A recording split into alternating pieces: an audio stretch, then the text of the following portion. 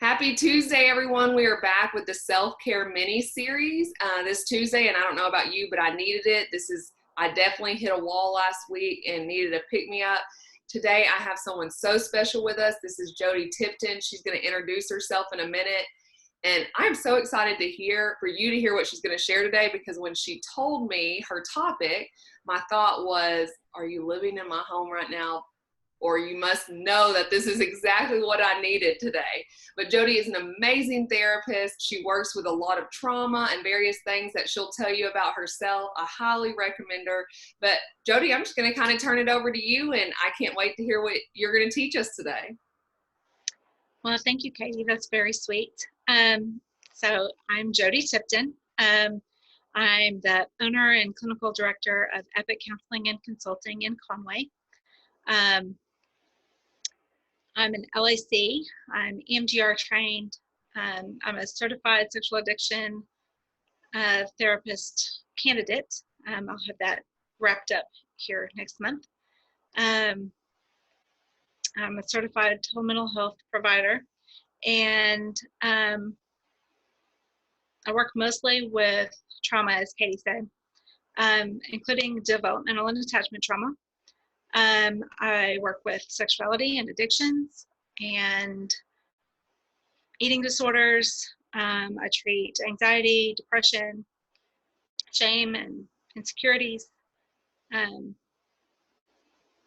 All of those things that go with that. Too much, trouble, not enough. Those are the primary things that I work with. So I am going to talk to you guys today about our parent reactions. We all have them. We've all had them. So I chose this topic because of that, because we all have them. As Katie said, she felt like I was living in her house this week. And so I just wanted to share, because there are oftentimes the things that trigger us with our kids or push our buttons are those things that either we weren't, well, oftentimes they can be those things where we weren't able to do those things when we were kids. So if we weren't able to express our emotions, if we weren't able to have a voice or be able to express our own perspective, then oftentimes we expect that of our children. If that was all called talking back when we were growing up, then we often are going to call that talking back with our kids, when in reality, they're little tiny humans. And it's really our jobs to help them with those things, to help them navigate what's appropriate, what's the appropriate way to convey their emotions, what's the appropriate way, I see your dog, what's the appropriate way She wants to make sure I'm listening, so I train her good too. Sorry, I got distracted. Sorry, so what's the appropriate way? Yeah, so what's the appropriate way for us to teach our children instead how to express their emotions, how to express their perspective, what it's like for them in a way that doesn't feel as maybe as triggering to us, but also feels respectful to us. So that's probably one of the common ways that that we feel triggered as parents, is those things that our children do that we would never have been allowed to do. Another one of those is sometimes we have too high of expectations. Sometimes our expectations are too high for their level of development. Yeah. Whether that be matching their chronological age or not, we have to match our children's level of development. And so, if we know they're a little delayed emotionally or socially, for example, and they're not matching that, or their cognitive abilities, if we give them a list of 5 things to do and they're 6 years old, they're not a 6-year-old's not supposed to be able to remember 5 things in a row to go do.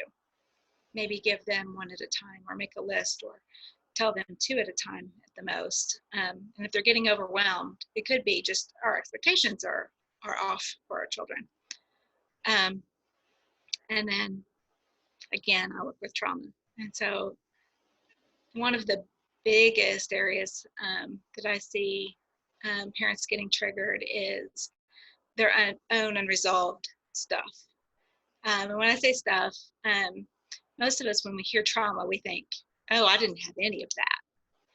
When in reality, PMLD says anything less than nurture can be traumatic. And so, maybe there's something inside of you, as I said earlier, that feels like I'm just not enough, or I'm inadequate, I'm a failure, I'm not a good enough, whatever, often mother, father. And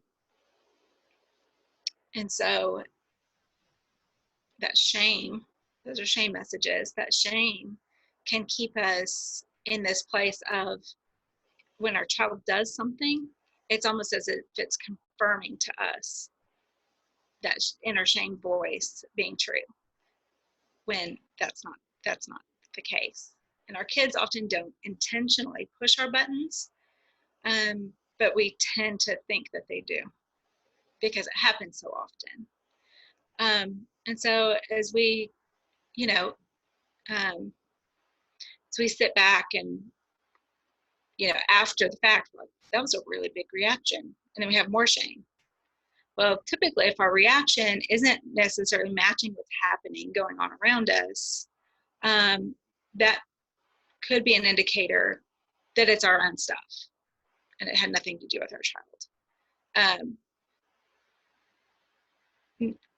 We don't usually ask ourselves, how did that button get there in the first place? And, our kids did not put them there. They just happened to stumble across it one day. And now we're reactive, and we think it's their fault. So in those situations, I would encourage you, because we don't often recognize all of this on our own, and how do we heal that on our own? What do we do with that? I would say those, those things especially probably need a counselor to help you work through. So, Katie, what do you think? Oh my gosh, like, I'm sitting here, first of all, like, I love that framing. Like, how did the button get there? I've never heard that. My mind is literally processing that right now. I just am sitting here thinking of, all the things that every single thing you said is resonating with me. It would have last week, it would have a month ago, it would have been 6 months ago, but like today especially, was a day I just for sure needed it. And so my follow-up question would be, I love all the things, right? I'm sitting here processing, especially like expectations. I don't know about you, but I'm the queen of like setting up too high of expectations for myself, for my kids, for my husband, for everyone, right? I'm just like I just always do that, and it does not always end well. Sometimes it's great, and I love that I can shoot for high goals, and that's great, but sometimes it ends up in a lot of not fun ways. What would you say, Jodie, Sure. to the parents who, and this is kind of putting you on the spot, but I'll just be honest, I love to share honest stories with people to let them know that here I am as a registered play therapist, trauma trained, and yet I do things on the regular. So today, right before I came to talk to Jodie, my son is so good at math, like it's his thing. So I can normally set him down with his homework and he can just do it. And that's the one thing I really don't have to monitor for him. The rest I have to help him. But math, no. So I set it down. I'm like, oh, this is my break to breathe. Once again, expectations is thinking I'm not going to have to engage at all. Long story short, he starts crying. That triggered me for some reason because I wasn't emotionally ready to deal with crying. I come to the table and I'm like, what? Like, what can I help you with? Not empathetic at all. And then I look down and he can't figure out 8 plus 8. And this is stuff that's so easy to him. Well, then I look at the paper and he put 1 plus 1 equals 4. And a response should have been like, hey, buddy, maybe like, let's slow down. No. Well, I, at that point, like essentially exploded because I'm like, 1 + 1 = 4? 1 + 1 = 4? What? You just messed up this whole math page. I mean, I was probably this close to ripping the paper in half just because I was done. And so, right, and here I am thinking, oh my gosh, what button did that hit? Where did that button come from? Where are my expectations? What am I feeling? So I guess my question then is, what would you say to those parents who make mistakes like that? Like, what would you say to me in a moment where I came to you and I'm like, oh, because right now I'm struggling with the shame, right? I'm struggling with the shame of why didn't I handle that right? That was awful. So I'm just curious of what you would say. Well, you mentioned empathy a minute ago. Where's your empathy for yourself? Yeah. Right? He was having a struggling moment. You had a struggling moment. Yeah. You're both equally able to have struggling moments. And that's where we get to repair with our kids. Yeah. Repair is so important. And yeah. I know you know this.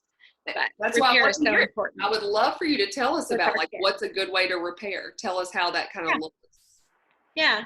So, you know, connecting with him and saying, you know, I noticed you were struggling and I didn't handle that well. I know I really hurt you with my reaction.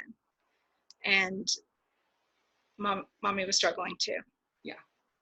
Yeah, that's and you know, being vulnerable with your kids and letting them know we don't have to be perfect in this, but we are always going to care when we're not perfect with each other. Yes. I love that. And look, I'm getting goosebumps. Literally, I told you I needed this topic today. It was like, I just needed it. I love that. I love because it also, you know, I tell clients all the time, and it's hard for us to tell ourselves. I know that. But I tell clients all the time is it's okay to mess up because, you know, if we're not messing up, then we're setting up unrealistic, once again, expectations for our children that they're not never going to experience hard emotions. And so I just demonstrated a really hard emotion in front of my kid. And so now I can show them, woo, we all mess up, but we can circle back and say, I'm acknowledging I messed up. I'm apologizing for that. You know, I'm a huge believer in apologizing and I'm moving forward.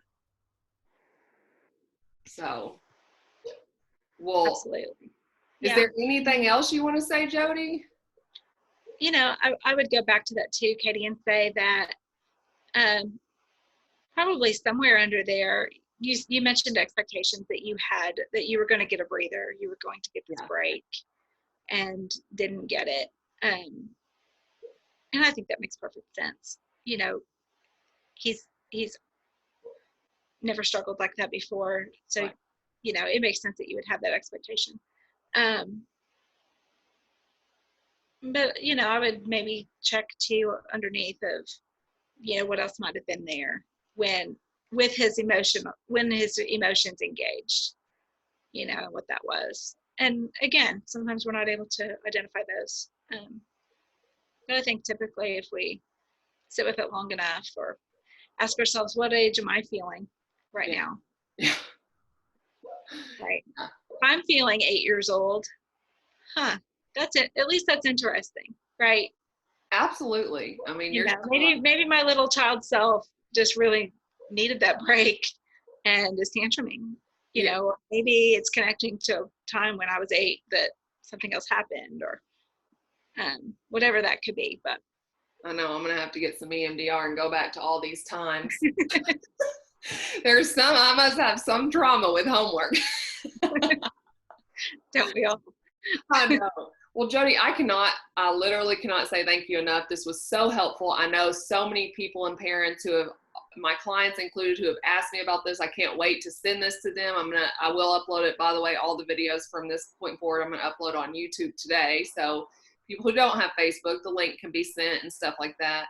I've been sending all these to the clients who need it. And I know so many clients I'm going to be able to share this video with. So I cannot thank you enough for doing it.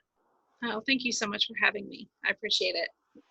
Everybody, I'm going to once again in the comments make sure I put all of Jodie's information so you can contact her. Once again, an amazing therapist. I will say I'm not crazy about this pandemic, but the best thing I love about it is you are able to have some of the best therapists in the state of Arkansas at your fingertips. So whereas you might never drive to see Jodie because you're not going to drive there, she is at your fingertips now. So give her a call, take advantage of this, take advantage of all the amazing therapists out there right now who you can actually see. And let this also be a time you can take care of you. Like Jodie said, we all need empathy. We all need to take care of us. And counseling is a great place to start. So once again, I appreciate it. I thank you guys for checking in, and I look forward to seeing you guys Thursday. Have a great day.